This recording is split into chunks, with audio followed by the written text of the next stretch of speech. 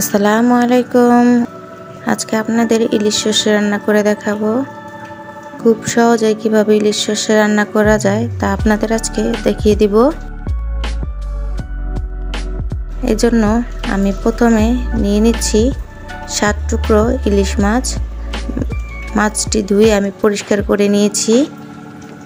এখন যে পাত্রটি রান্নাবো সেই পাত্রটি নিয়ে নিয়েছি। দিয়ে দিচ্ছি 1/4 কাপ সরিষার বাটা, সাথে 2টো মরিচ আর একটু লবণ দিয়ে বেটে নিয়েছি। দিয়ে দিচ্ছি 2 টেবিল চামচ পেঁয়াজ বাটা, 4টা কাঁচা মরিচ, হাফ চা চামচ মরিচ গুঁড়া, 1 চা চামচ হলুদ গুঁড়া, সামান্য লবণ, 1/4 কাপ সরিষার তেল। হাত দিয়ে মশলাগুলো ভালোভাবে মেখে নিচ্ছি।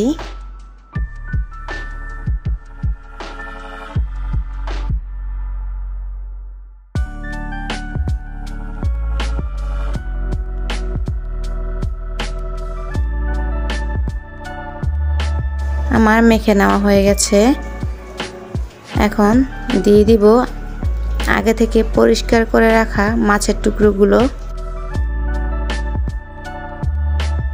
এখন হাত দিয়ে আবারও মেখে নিচ্ছি মাছগুলো।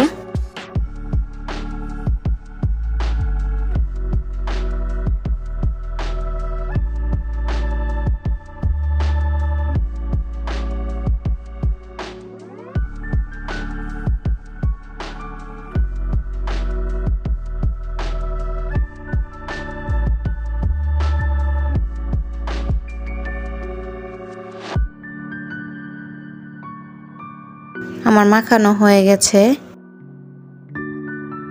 এখন দিয়ে দিব 1 কাপ পানি।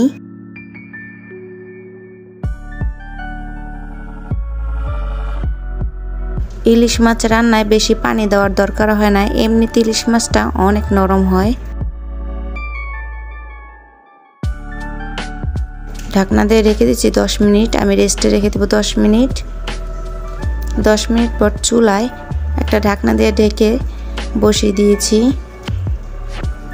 ফিরছি 5 মিনিট পর। আমি মাছগুলো ভালোভাবে উল্টে দিব।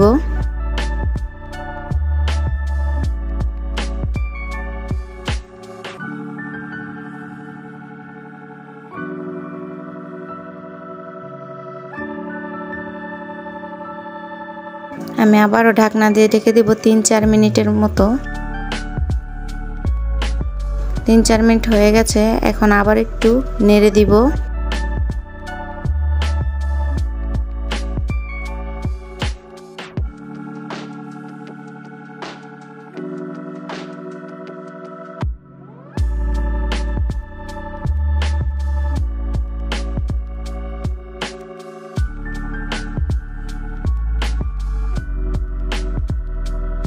আমি আবার ঢাকনা দিয়ে ঢেকে দেব 2 মিনিটের মতো।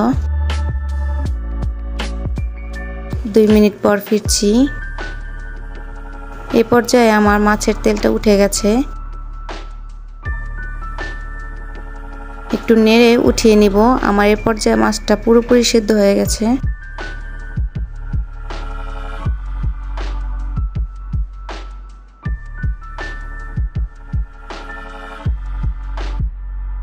এখন আপনাদের পরিবেশন করে দেখাবো।